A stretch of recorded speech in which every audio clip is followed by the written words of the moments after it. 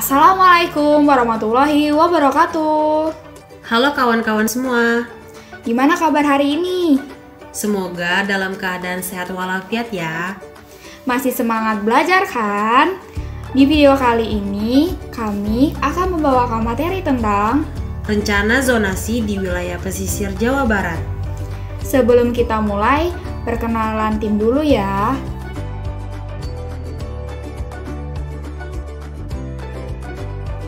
Ada saya, Marisa, NIM 118-3020, dan rekan saya, Putri Ana Eka Melani, NIM 118-3048. Oke, langsung saja ke materinya ya.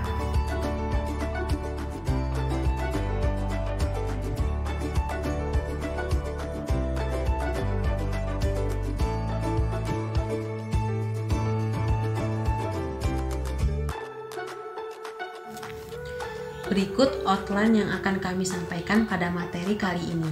Yang pertama, geografi.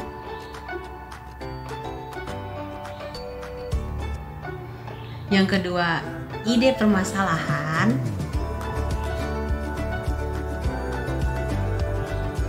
Yang ketiga, tujuan.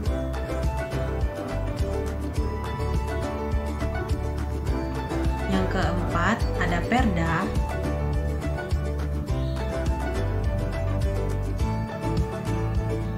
Kelima, ruang lingkup.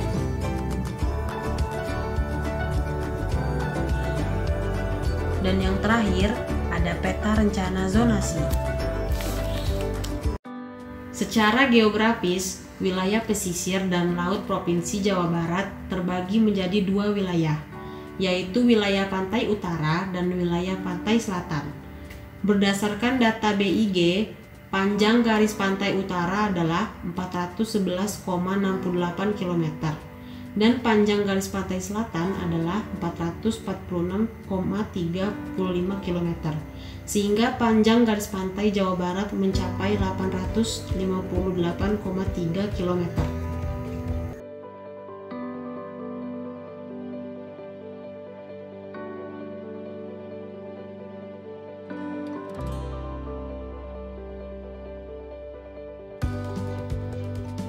Isu dan permasalahan yang berada pada wilayah pesisir Jawa Barat antara lain: yang pertama, pemanfaatan berlebihan atau over exploitation. Yang kedua, penggunaan teknik dan peralatan penangkap ikan yang merusak lingkungan. Yang ketiga, penggunaan bahan peledak beracun yang dapat merusak terumbu karang dan ikan karang. Keempat, perusakan fisik dan habitat atau penambangan karang, pasir, dan reklamasi. Kelima, polusi dan sedimentasi. Keenam, introduksi spesies asing. Ketujuh, perubahan iklim atau bencana alam.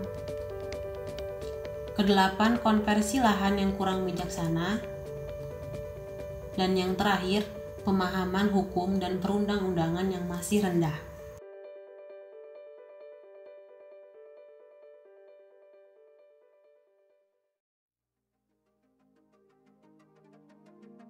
Tujuannya adalah sebagai berikut: menciptakan harmonisasi dan sinergi perencanaan dan pemanfaatan ruang laut antara pemerintah pusat dan pemerintah daerah, menciptakan harmonisasi dan sinergi perencanaan dan pemanfaatan ruang laut dan darat, mewujudkan kelestarian sumber daya pesisir dan pulau-pulau kecil secara terpadu dan berkelanjutan, mewujudkan pemanfaatan sumber daya pesisir dan pulau-pulau kecil bagi peningkatan kesejahteraan masyarakat, menjamin kepastian hukum dan keadilan dalam pengelolaan sumber daya pesisir,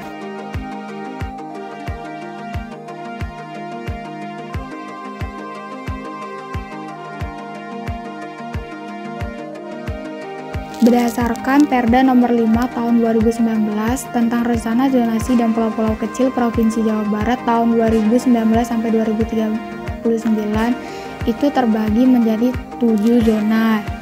Yang pertama adalah zona pariwisata. Zona pariwisata terdapat pada pasal 25. Adapun subzona dari pariwisata itu ada yang pertama adalah subzona wisata alam, pantai atau pesisir dan pulau-pulau kecil atau KPUWP3K.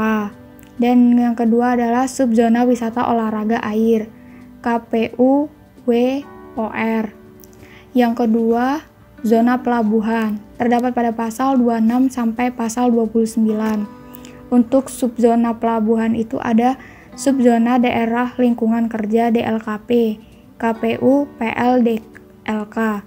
Dan yang kedua ada subzona wilayah kerja dan wilayah pengoperasian pelabuhan perikanan, KPU PLWKOPP. Yang ketiga ada zona pertambangan, terdapat pada pasal 30. Untuk subzona pertambangan itu yang pertama ada subzona pasir besi, KPU TBPS. Yang kemudian yang kedua ada subzona minyak bumi dan gas bumi, KPU TBMG. Kemudian yang keempat itu ada zona perikanan tangkap, terdapat pada pasal 31. Adapun subzona dari perikanan tangkap adalah yang pertama adalah subzona pelagis, KPU PTP. Yang kedua ada subzona pelagis dan demersal, KPU PTPD. Kemudian yang kelima, zona perikanan budidaya, terdapat pada pasal 32. Nama lain dari subzona perikanan budidaya adalah KPU BDBL. Kemudian zona yang keenam adalah zona pergaraman, terdapat pada pasal 33. Nama lain dari subzona pergaraman adalah KPU GR. Kemudian yang terakhir, nomor 7, zona energi, terdapat pada pasal 34. Subzona dari subzonanya adalah subzona PLTU, KPU NPLTU, dan yang kedua adalah subzona PLTGU, KPU NPLTGN.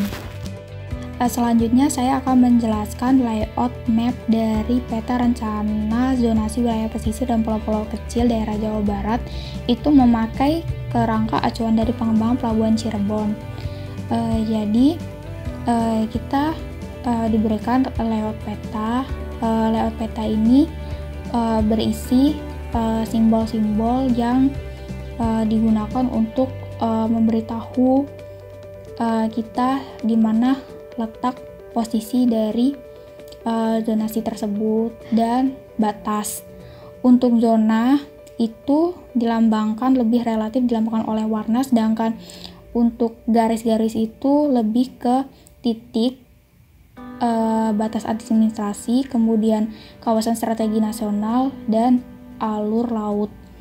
Untuk bagian yang paling penting adalah kita harus melihat di bagian alokasi ruang kawasan pemanfaatan umum. Jadi di sini kita memakai warna dan arsiran. Untuk yang pertama itu adalah danau, itu warnanya biru. Kemudian kuning itu untuk kecamatan pesisir. Abu-abu muda itu pipa minyak dan gas. Kemudian abu-abu berasir itu subzona budidaya laut. Kemudian untuk abu-abu dengan titik itu subzona DLKR, DLKP. Kemudian abu-abu agak gelap dikit itu subzona minyak dan gas bumi. Kemudian hitam itu adalah subzona pembangkit listrik tenaga uap PLTU. Kemudian warna ungu dengan arsiran itu adalah subzona dari pergaraman. Kemudian warna orange itu melambangkan subzona perikanan demersal. Kemudian warna pink melambangkan subzona perikanan pelagis, dan warna pink keunguan dengan titik itu melambangkan subzona WKOPP. Sedangkan warna pink agak lebih tua dikit itu melambangkan subzona wisata alam sisir atau P3K. Jadi peta ini dibuat oleh PT Pelabuhan Indonesia 2 Persro. Jadi kita bisa lihat untuk subzonanya itu lebih relatif ke arsiran dan juga warna. Sekian presentasi dari kelompok kami. Apabila terdapat kesalahan kata maupun ucapan, kami mohon maaf sebesar-besarnya. Kami akhiri. Wassalamualaikum warahmatullahi wabarakatuh. Bye.